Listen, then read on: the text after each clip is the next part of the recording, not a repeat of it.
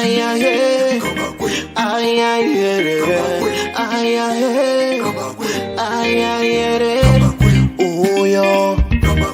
uko kuno apo pano mamu wanna get it nice.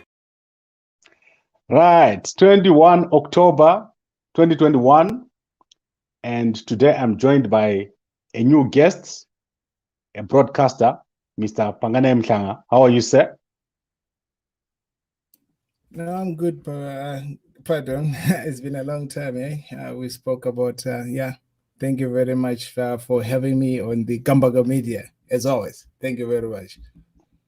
Fantastic. And this is the best platform for you to be on. This is a platform that discusses issues in a way that no other platform discusses them. And the issues that we touch on, they are significant to our country. And the whole of diaspora is tuned in when we speak here at Gambako Media. So anyway, today we want to go into a topic that I've been postponing for a long time. And specifically, I want to look at Nelson Chamisa and the new president of the MDCT, Douglas Mwonzora, the two of them. I want to compare the two, specifically which one is a better opposition leader, who is doing a better job as an opposition leader between the two of them. And I hope that you'll be able to assist me to unpack the leadership styles of these two. So, sorry. Yes. Yeah. No, it's okay. Go ahead, sir. When it comes to leadership style, the way I figured it out was like, I think people need to separate leadership style from management styles, right?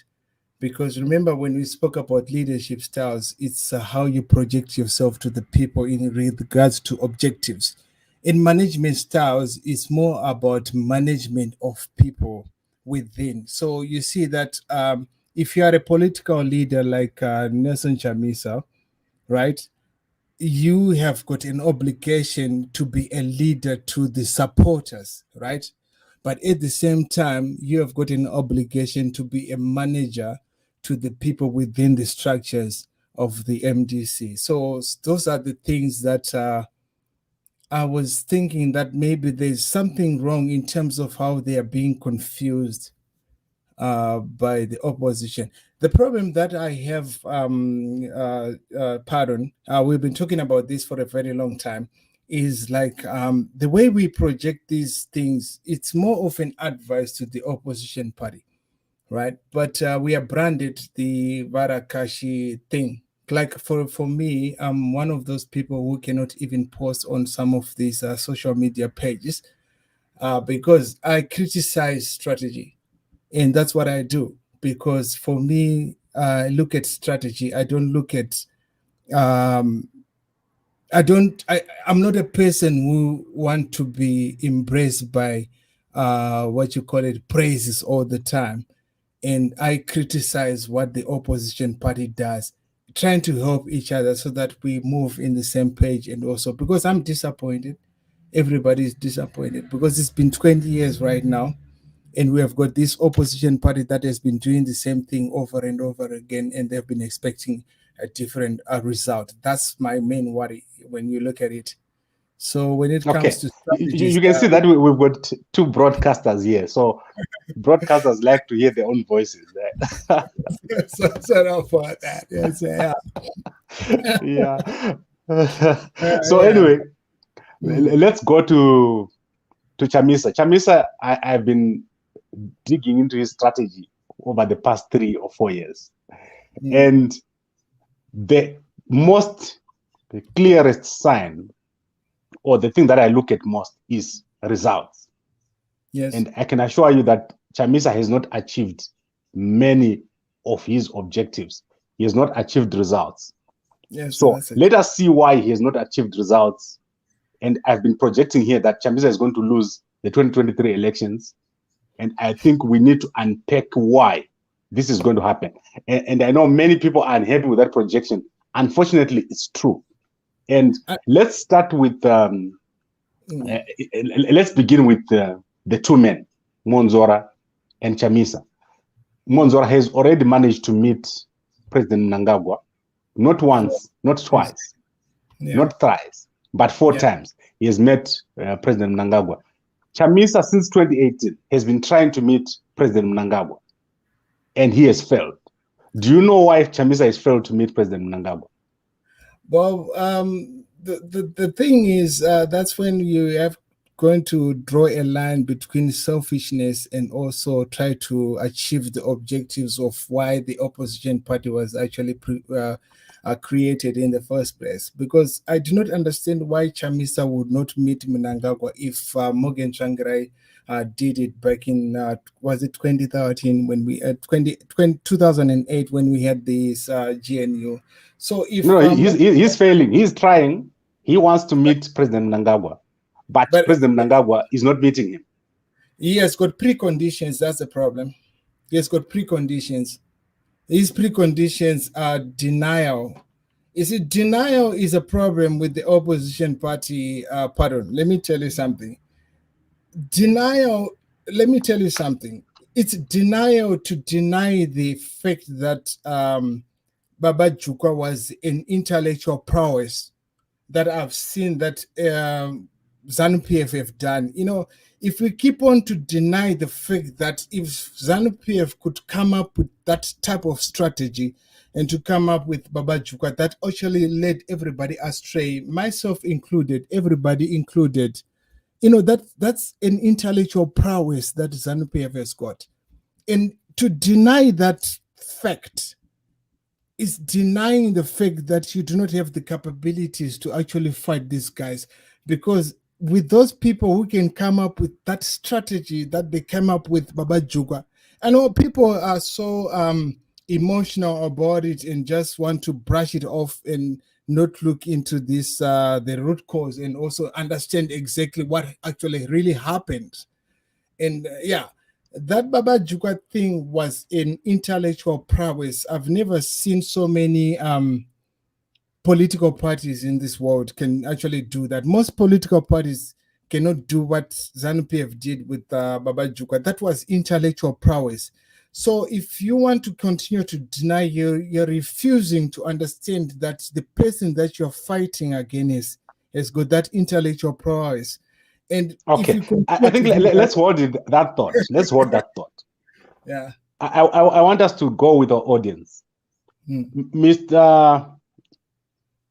Mwonzora, he has managed to meet President Mnangagwa within a very few months of taking over as the MDCT.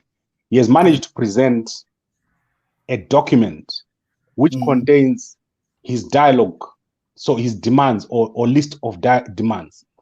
I've been asking the MDC Alliance since 2018, what are their list of demands for dialogue?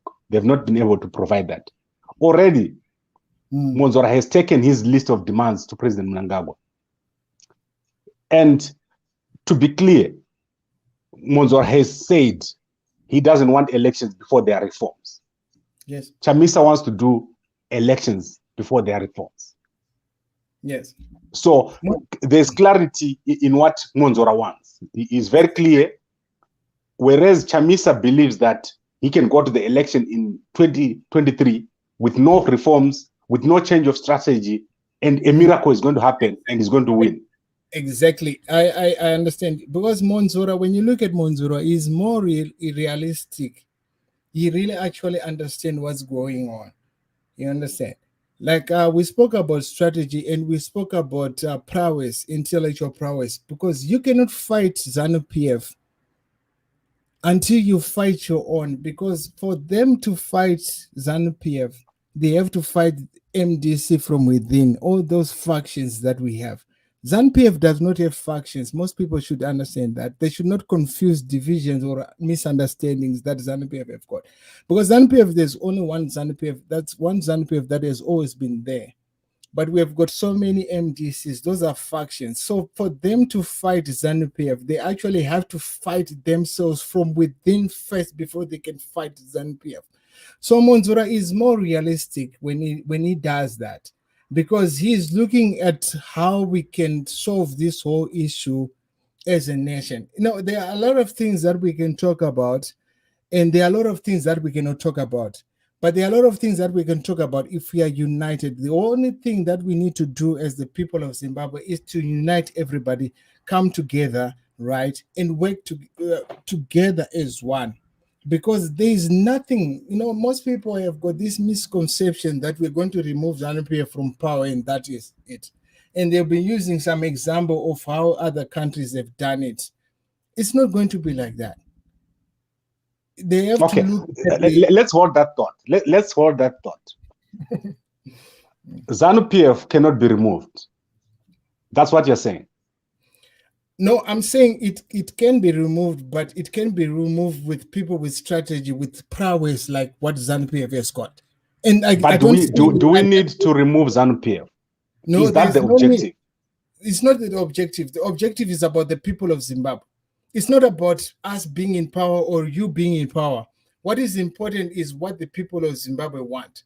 So if you cannot do that, you see, the idea that people have right now, the idea is to remove ZANU-PF. They're not looking at what the people of Zimbabwe want. The majority, the suffering, me, the poor. You understand? So that's the problem, the misconception with people.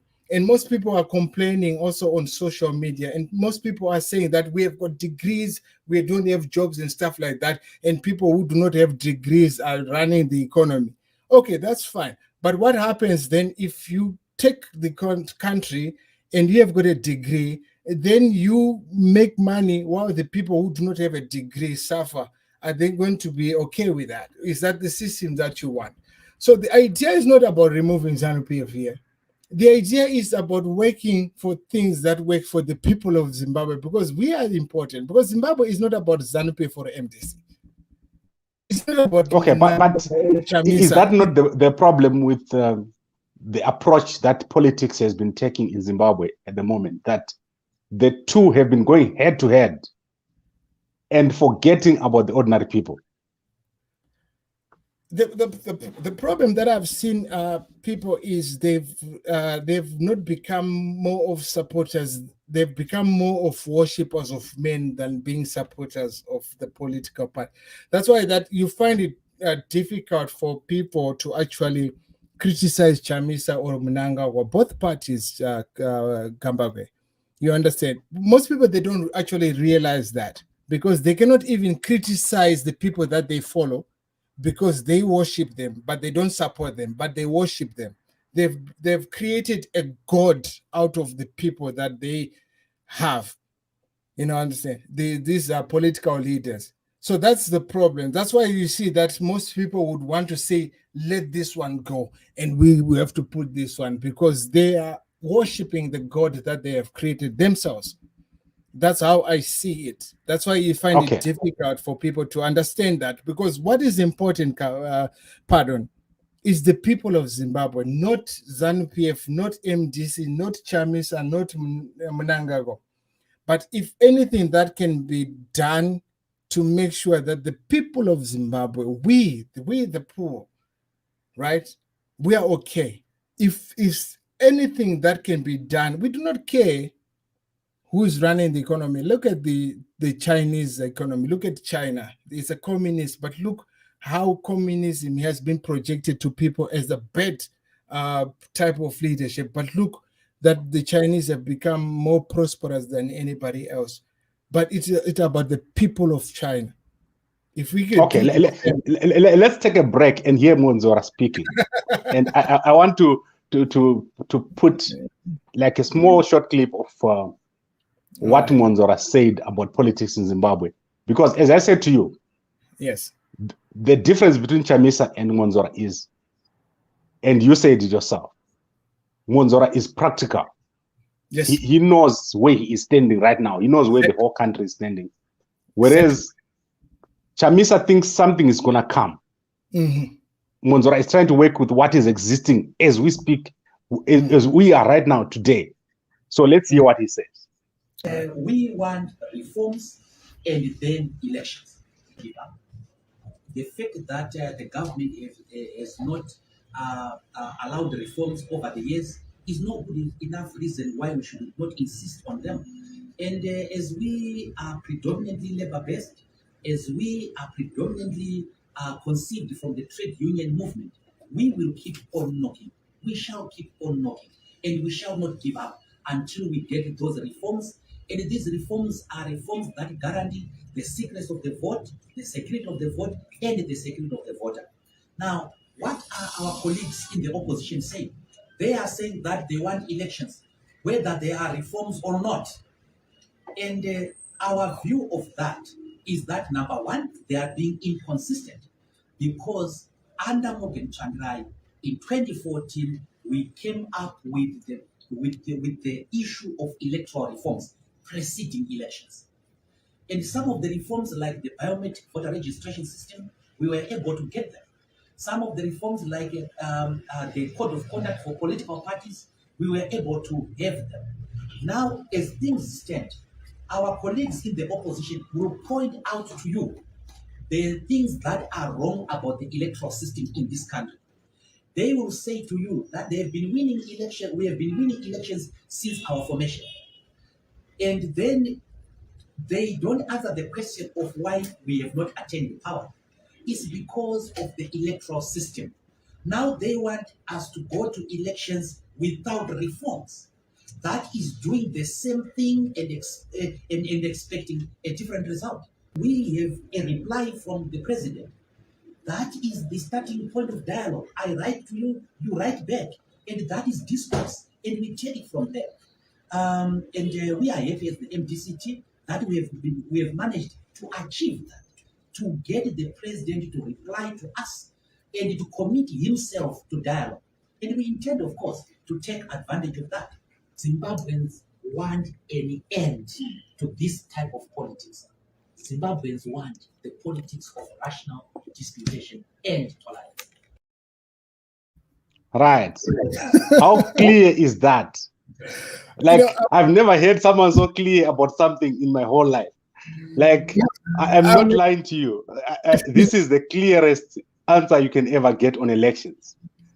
That's more realistic. That's a person who's using models and calculate the outcome using the probability of what is most likely to come out. You understand? So you see that I'm happy that you say that this is an opposition that is using the same thing and expecting different.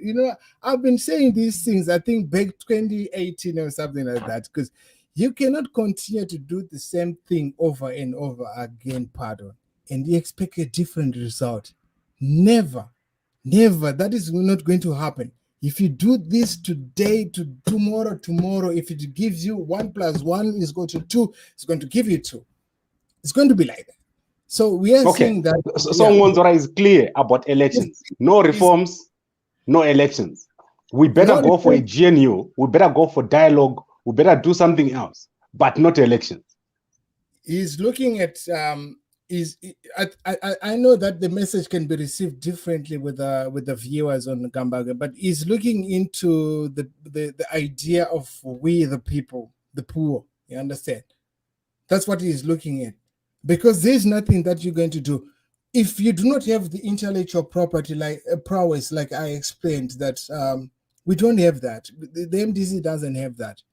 Right now, they are blocking people on social media. I think I explained to you that you find that on these social media pages that they are working in cahoots with, right?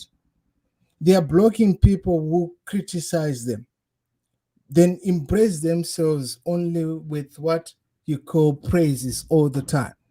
Okay, but you know what, Pangane? Let me explain something to you. Those are small fish. No. If you see these guys, to me, they are not where at the level that we need to be talking. The level that we're talking, the level of Mwonzora and Chamisa, that's where I spend my time. If you see me, I speak about Chamisa, Mwonzora, Mnangagwa.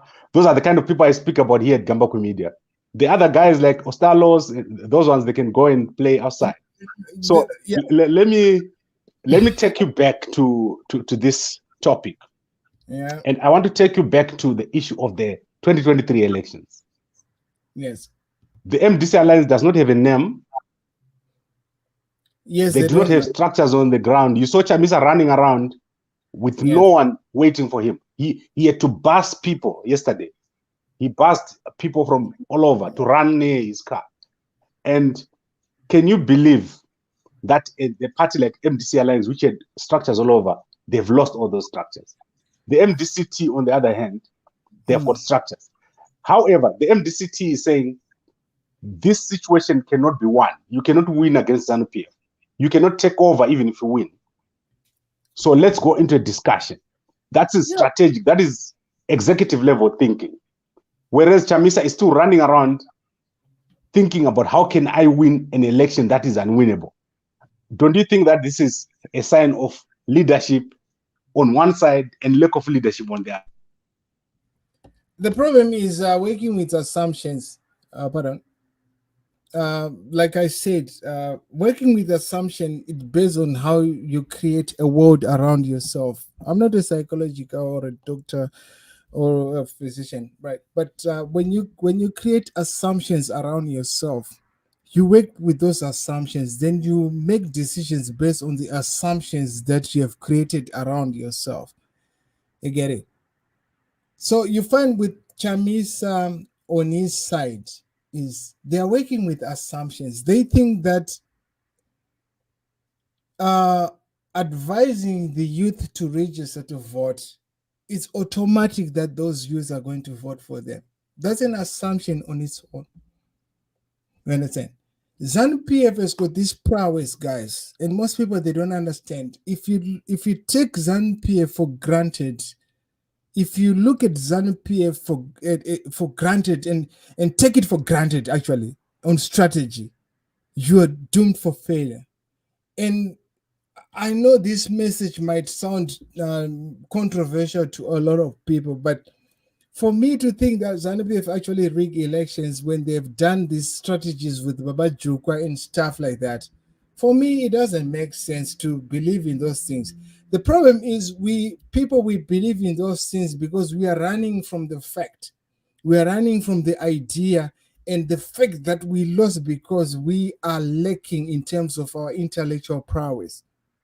We are not capable of defeating. No, not we, because I think strategy is something for the leader. So if you look at MDC Alliance, they lack strategy. Everyone knows that. Even in the MDC, they've said it. Job Scala has said it. He spoke about popularity without strategy. Tendai Biti has been speaking a lot about it, although he's hiding behind the scenes. There's no clear leadership in that political party. They have got popularity, they've got the following, they've got people to run behind them. But in terms of strategy, how to win, they do not have it. And I think Mwonzora has a plan. Because let me take you to the current problem that we have. You have a very strong ZANU-PF. Yes. Very, very strong, very organized. They've got structures on the ground. Can I cut you there? Yes. Gabado. ZANU-PF has never been threatened the way that they have been threatened in 2008 when they forced the GNU. You get it? They have survived that threat. So most people should understand that ZANU-PF has never been threatened that way, at that level. And we have never seen that threat that forced ZANU-PF to force that GNU that happened. So you look at what is happening right now. They have this is just mediocrity we are talking about. They've never been in this position. Okay, but let's unpack what you just said. Mediocrity. We've got currently at least 4 to 5 MDC factions, all of them competing against each other. So if you look at Chamisa's party, there's no clarity of what is their name, what name are they going to use in 2023. If you look at the MDCT side, there's also problems there. Just today, we saw that embarrassing situation that happened at Harvest House. These two political parties, in 2008, when you said ZANU-PF faced this threat, They were one. They had a clear leader who had a national appeal. Now we have a guy who is popular in the cities, but he's not popular where the majority of the people live. Do you think he's going to face that? ZANU-PF is going to even worry about a threat from him? No. Like I said, I think I said it, that for MDC to fight ZANU-PF, even the supporters, because we need to, at some point we need to define what is a supporter and what is a card-carrying member of a party, right? A supporter is a person that is not a card-carrying member. Then a member is a card-carrying and also a supporter of a political party. So you find that on social media, that's why so many people use profanity and stuff like that. But we'll talk about how people should be representing their political parties with dignity. But what I said is, for them to fight ZANU-PF, they have to fight within themselves first before they can fight ZANU-PF. That is just plain and simple. It has been happening before. That's why I'm saying, that's what Mwonzora was saying, that doing the same thing over and over again and been expecting different results. You can go to the same election with 5 MDCs and you expect a different result. It's not going to happen. And you're not doing a good job actually in educating people who is who and who is what. Even Morgan Changra failed on that. Even Morgan Changra failed to actually educate the people when we had Adam Tambara and also from Blawai, MDCM. You know, he failed also to educate the voters on who is who. So we have been going through these elections over and over again with a divided opposition party. So the opposition party now is pushing that narrative to the supporters that ZANU-PF is splitting us. So my problem was, you are playing the victim card all the time. You understand? You're playing the victim card because it is the ZANU-PF strategy to do that. There's nothing wrong. There's no criminality whatsoever to split you guys. That's a strategy itself. That's a prowess. And I admire that. I get you.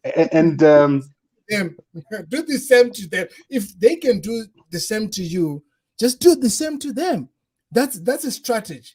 So this is the basis of prowess. If you cannot do that, if you cannot split ZANU-PF, then if they can split you, then you're not the right people for the job. That's basically what I'm saying. And disappointed. Okay, I hear you, but I don't think many people can think at the level that you're thinking right now. Yes, because you know what? Yeah. Many MDC supporters, they don't understand why they lose. I don't think they understand why they lose. They see themselves losing, yes, but they don't know. They believe what they're being told. The reality is, you don't lose the election during the election. You lose the election before the election. Exactly. So okay, sorry. Okay, let's unpack, because we need to summarize this. Mm-hmm. We said, firstly, Mwonzora is realistic. Exactly. He knows where he is right now, and he knows what needs to be done. Whereas Chamisa is looking to the future without the necessary tools. So he wants to go into the election without the tools. That's the first thing. Then Mwonzora has clarity on issues. He knows what is important and what is not important. Whereas Chamisa is all over the place. He doesn't have a party name. He doesn't have a party office. He has lost all his MPs, but he still thinks he's popular more than anybody else. Now, let's go to the issues. What are the key issues for the 2023 elections? The key issues for the 23 elections is sanctions. Pardon. That is a fact. As much as many people would want to disagree, because they are being pushed this narrative that we do not have sanctions in Zimbabwe. So if the UN is probing the sanctions, the impact of sanctions on Zimbabwe, then some people have to think that we don't have sanctions. You know, it's something else. You know, we have sanctions in Zimbabwe. Even if the sanctions are on the people, the ministers, or these guys that they call these ZANU-PF people. They cannot do business on our behalf because they are sanctioned. Most people need to understand that. Those are smart sanctions. That's what a smart sanction is. And also, some countries cannot do business with us because of these things, because they have got a relationship with America or an ally with America. And America will tell these countries, you know what, you're not going to do business with Zimbabwe because we have got sanctions with these guys, and they're going to have to follow that. And some of these deals that have been signed, that's why you see that some of the deals have never been actually, we have realized, really, rather. So these are smart sanctions. So most people think that these are direct. Yes, we can argue on the directness of sanctions, but let's talk about smart sanctions. Let's talk about the sanctions that are leveled on our ministers. They cannot do business on our behalf, and they are the ministers in our government, and they cannot do that business on our behalf because they are sanctioned. So that's okay. I'm hearing you, but I don't want us to go deep into the topic. I want us to keep it very, very high level, because remember what I said, most people cannot think at the level you're thinking because these are new ways of thinking. So we say the issues are sanctions. What else? Another thing is social media. Yeah, I've seen that the MDC is complaining about gagging people, right? And also this journalism and stuff like that. They are doing the same on social media right now. They are gagging people, they are silencing people, and I believe that they are working in cahoots with Facebook. So, and all these pages. But the strategy that they are employing, this is an advice to MDC if they do not know. You know, like if you go to this Herald on social media, on Facebook, right? They don't really actually filter comments based on most relevant. All the comments are there. Why is it there? Because the competitor need to know exactly what you're thinking about. Because you do not have to assume things. You need to know. You need to know things. Don't assume. So MDC has been working with assumptions every time, and they assume that by making these youth register to vote, they're going to vote for them. It's one thing to advise somebody to register to vote, and it's one thing also to make that person to vote, and it's one thing also to make that person to vote for you. So there are three strategies, but they're just concentrating on one strategy. Register to vote, register to vote, register to vote. What about vote? What about vote for me? You know, that's an assumption that they. Okay. Okay, let's go back to that list of ours. Right, because I always want to bring you back to the list. So we say the sanctions, right? Yes. Social media. Exactly. Right. And I look at the economy. Yes. The economy is going to be big. The economy is reviving. Right now, the Zimbabwean economy is doing very well. Yes. Can I expand on that one? You know, it is a fact that something is happening to our economy in terms of infrastructure, right? The problem is most people want to complain about things that should have been done before, right? But the thing is, if something has not been done, it doesn't mean that it should not be done because you have failed to do it, right? So if you do your to-do list, if you are in a company or if you're working for anybody, if you do a to-do list, everything stays on the to-do list until it is done. So if it is done today, that satisfies a lot of people. And also, we didn't speak about the people that actually voted for Simba Makon. The people who voted for Simba Makon, who were they? Our MDC has never even actually analyzed the demographics of the people that voted for Simba Makon. I was part of the people who actually followed Simba Makon at that time because we couldn't even vote for both of them, ZANU-PF and MDC at that time. You understand? And those people, we call them swing voters. And most people think that Zimbabwe is all about MDC and ZANU-PF. There are a lot of people. So let's get back to that to that topic. Yeah. Sanctions, social media, economy. Swing right? Economy. obviously Chamisa does not have anybody in his party that can fix the economy. The guys there, they are still thinking at the level of addressing what is existing. They are not thinking about turning around the economy. So I've looked at the policies of the MDC Alliance. They don't even understand what needs to be done. I'm clear about that. Can I come on that one?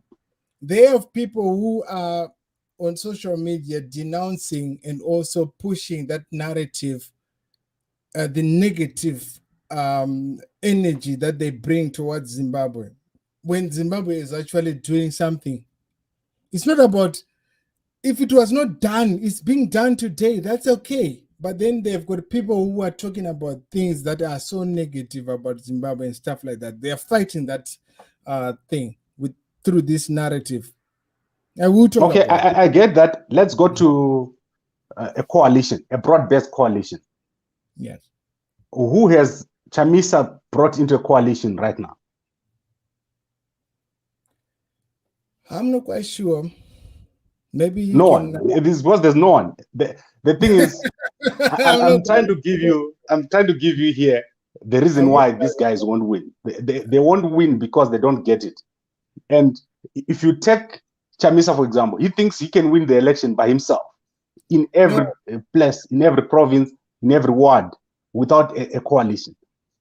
He can only win if he understands the truth and identify where he stands. Because what is important for him is to identify exactly where he stands and make a decision from there. Because I know it's going to be hard for him to understand where he stands.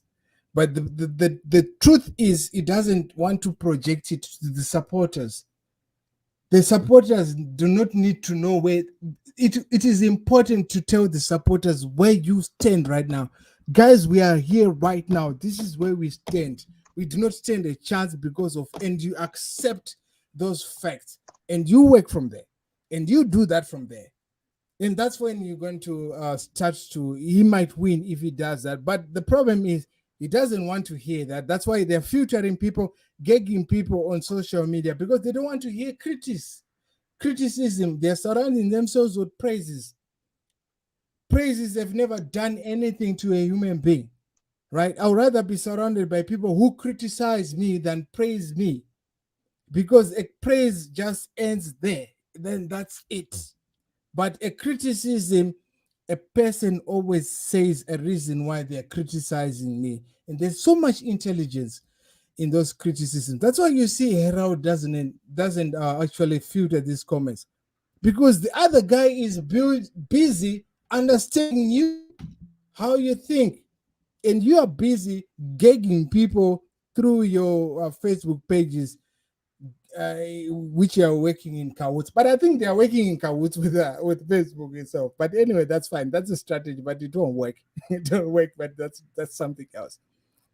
Okay, so I think we've covered most of the important issues, the real big issues, which Mwonzora covered, which is the elections, dialogue, broad-based coalition, and also, you see, the thing I like about Mwonzora is he's got a way of making his point without offending people.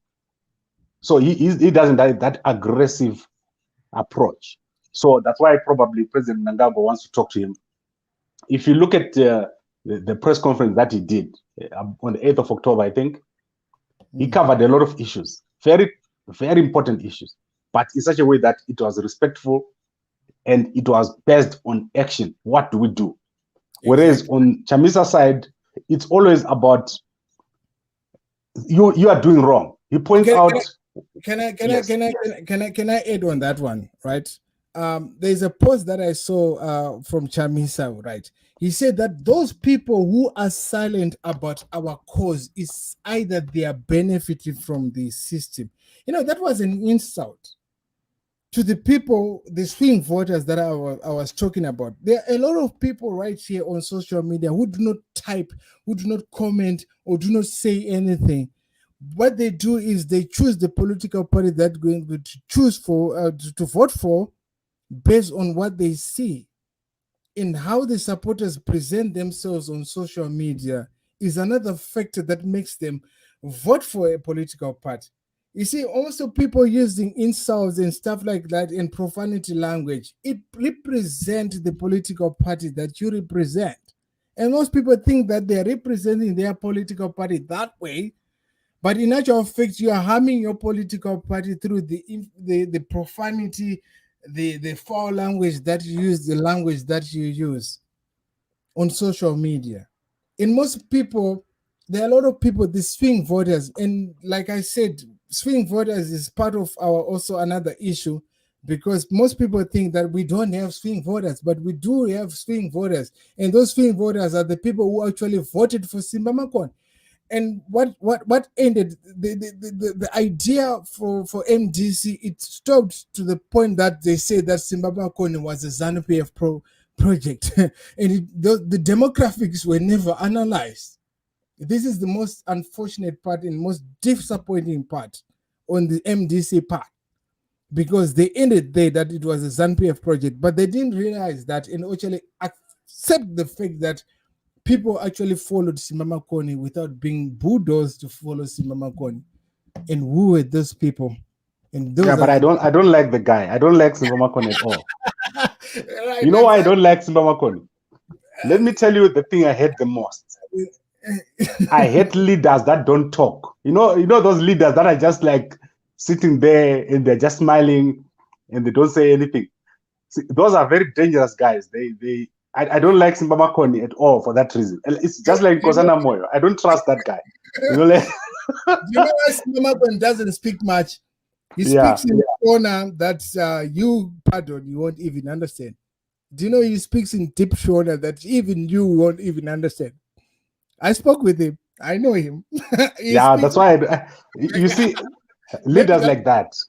They scare me. Like they've got something that they're planning for you that one day they'll just surprise you. And I agree with you, especially with Nkosana Moyo. Is those are the leaders that should be actually leading the forefront of strategies based on these traits that they have, and also the characteristics that we know about these leaders. But then they are failing us, and we are left with only two options. We are just like the Americans. It's either you vote for the Democrats or you vote for the Republicans. You are right. Nkosana Moyo can like sit in 2018, he makes an interview.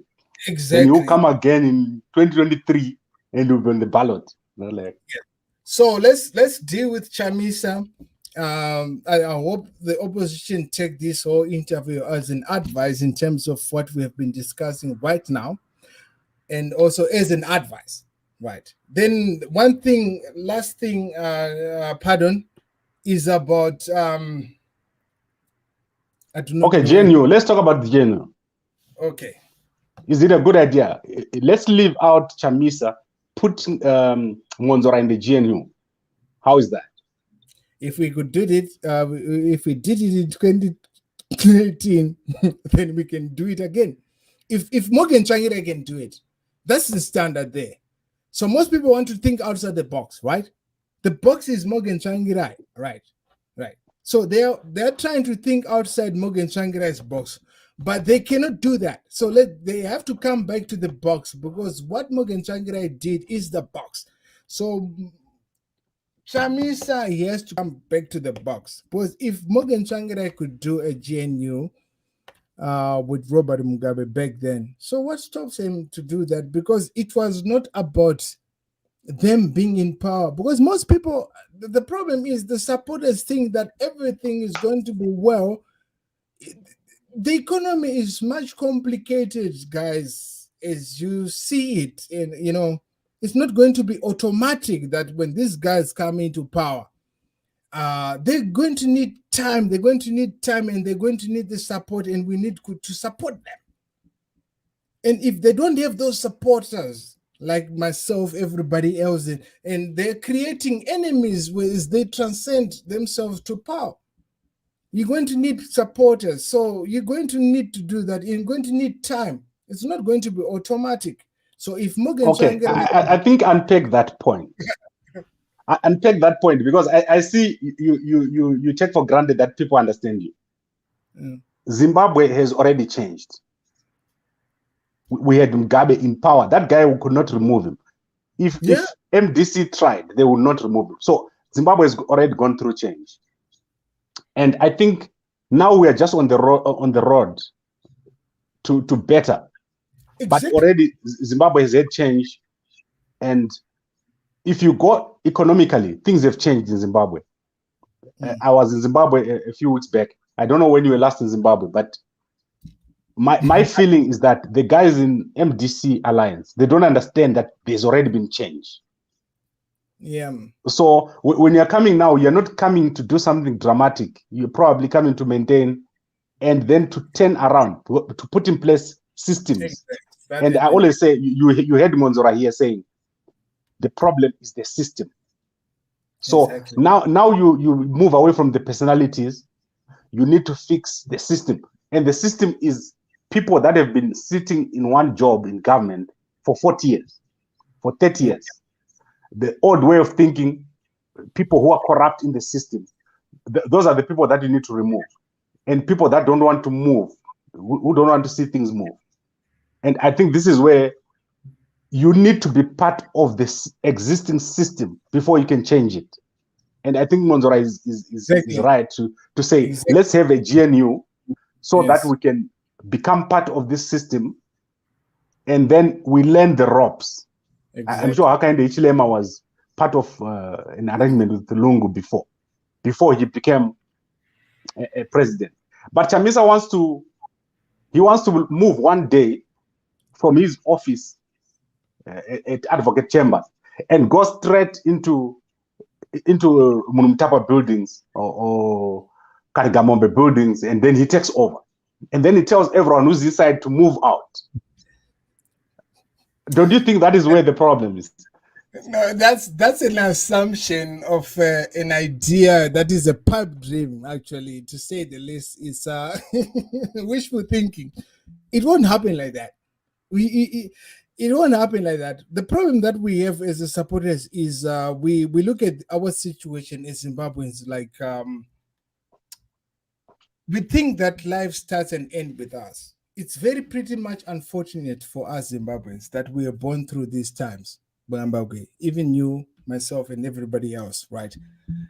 What we do not understand is there is life after us, the generations that we are creating, our kids and everybody else. That's why we took back the land, right? We might not be able to farm on that land now, 20 years, 30 years, but 100 years, what's going to happen? So we use those things now as emotions because we want things to happen in our lifetime. That's why we think that even Chamisa comes now, he should change things. And if he doesn't do that, he's going to face a serious problem with the people. And he's not going to do that because it's not going to be possible, because that's not because we are talking about a country that has been there from 1980, right? There's a system that has been there. You cannot just come in there and change everything just like that. It's going to need time, and it's going to need our support and everybody's support as well. So that's what I'm saying. So I do not see how people see this whole thing in our lifetime. But like I said, these things need time. Even we have said ED. Right now we can see a lot of changes that is going on. Even they are small, whatever it is, it has to be done because it should have been done a long time ago. But it's being done now. So you start small before you go to do bigger things. So criticism doesn't work for me. Okay. Pangane Mhlanga, let's talk a bit more about your platform. Where can people find you? Yeah, they can find me on Afro. It's actually Afro Hot Mic. They can find me on Afro Hot Mic when I do this podcast most of the times. But I'm on Afro Zim Radio these days as a host there. But it's pretty much independent. We are hosting these discussions and debate now, these things politically. In my views, they do not actually reflect what Afro Zim Radio stands for. It's different. But they can find me on Afro Hot Mic. Okay, I think let's wrap it up. Mwonzora has been very, very clarity in what he's saying. I like that. Nelson Chamisa has been all over the place. If you look at what he's saying and what he's doing, it's totally in the opposite direction. If you look at his inability to create a system, I've been saying this, take my word. This is why Chamisa is going to lose in 2023. Inability to create a system and working as an individual, that is going to cost him dearly.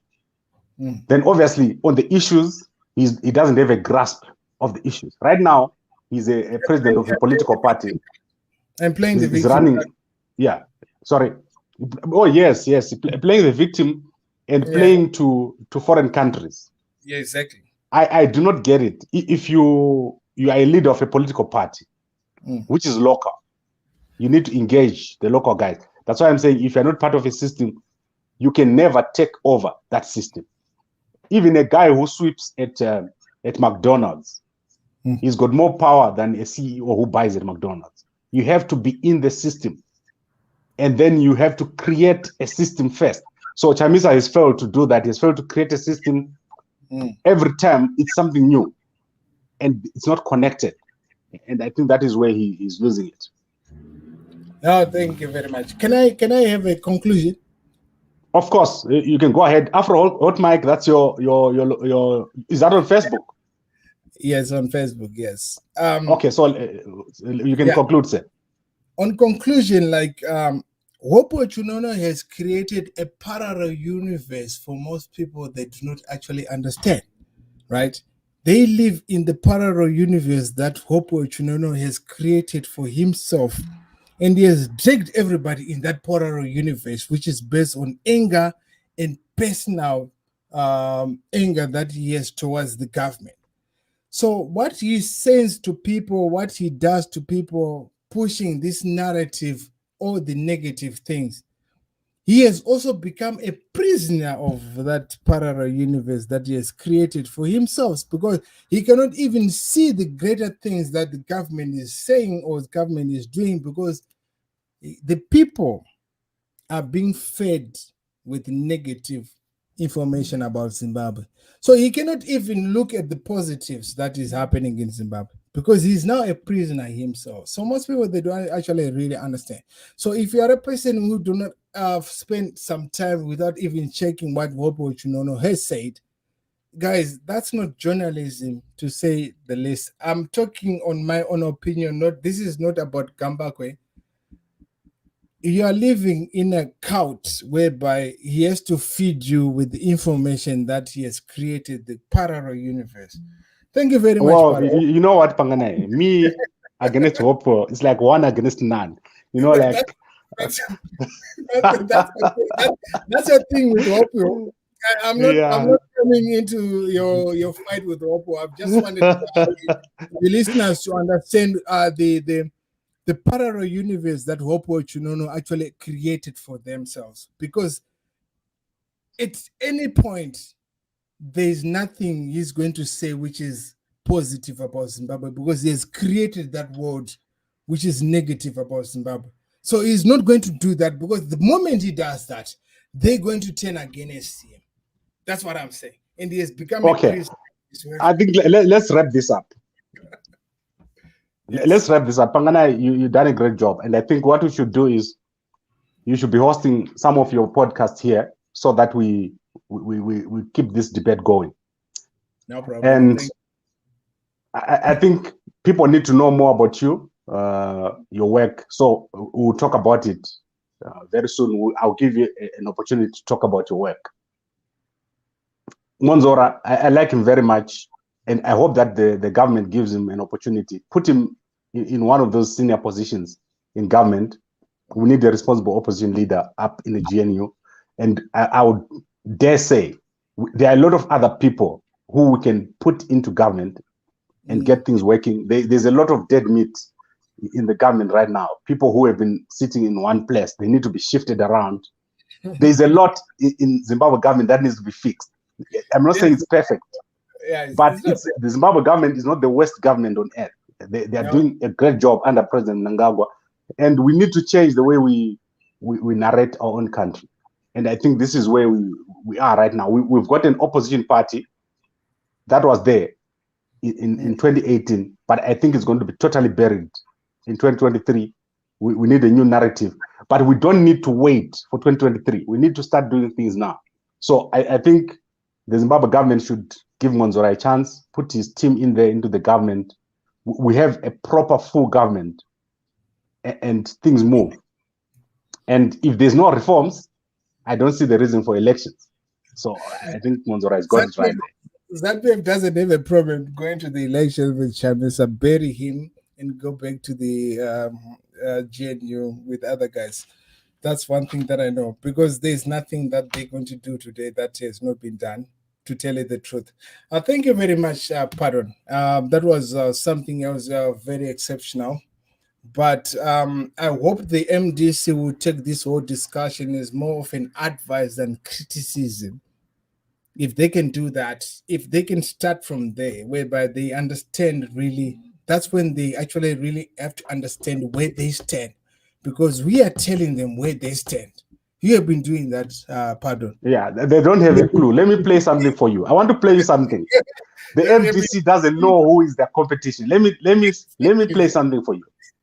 Yeah.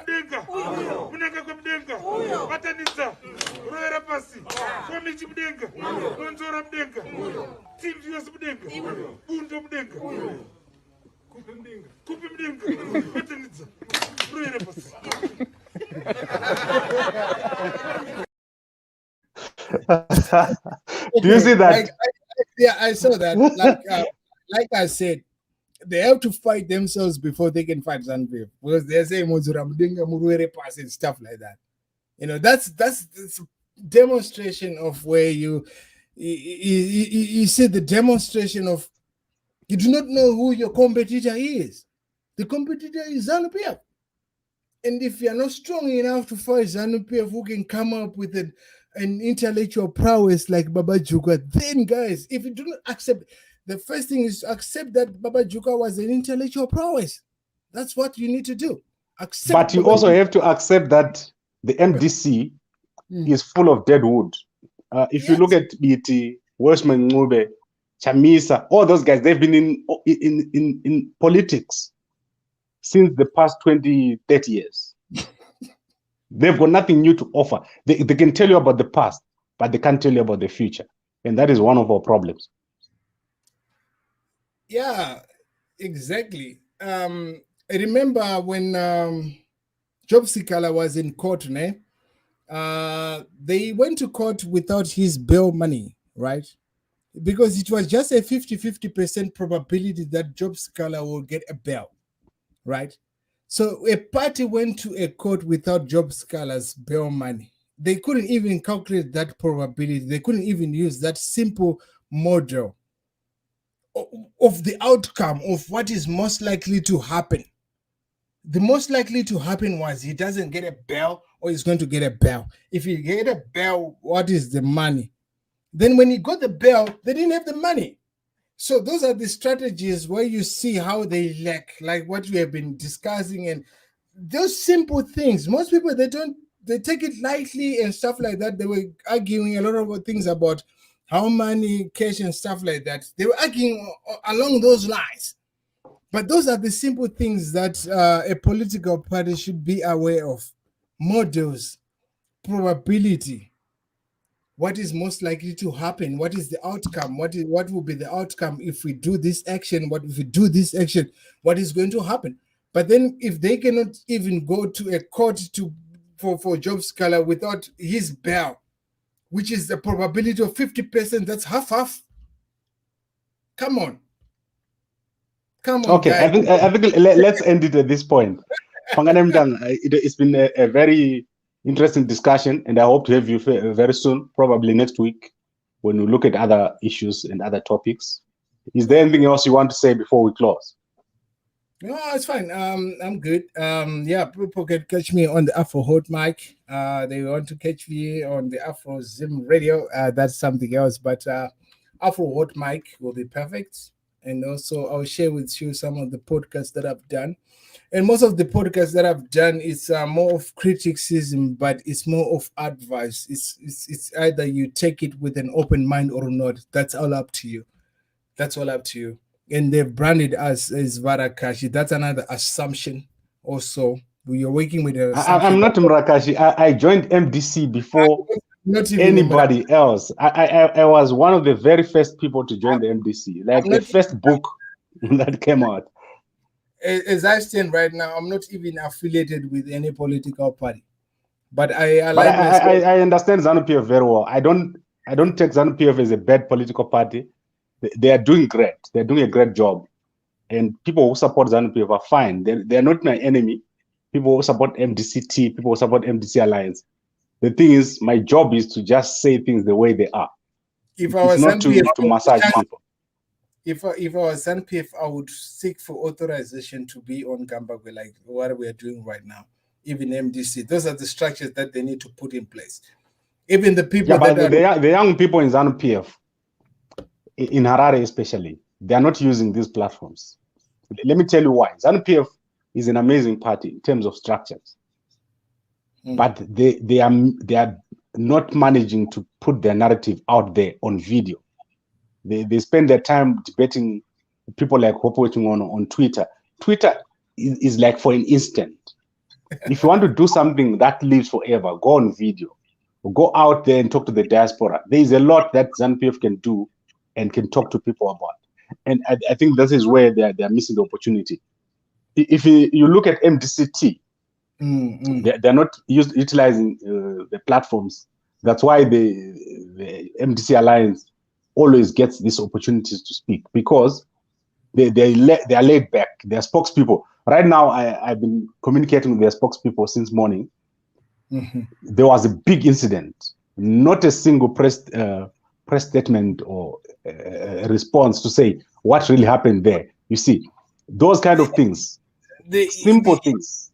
I'm in South Africa right now, right?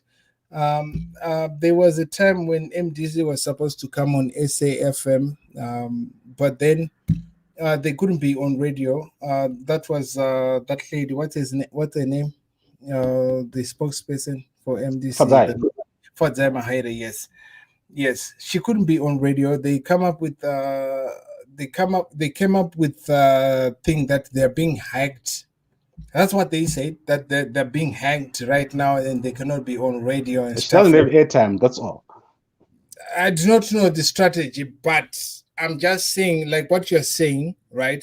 That's not going to happen, because they don't want to be surrounding themselves with criticism. They want to be surrounding themselves with praises all the time.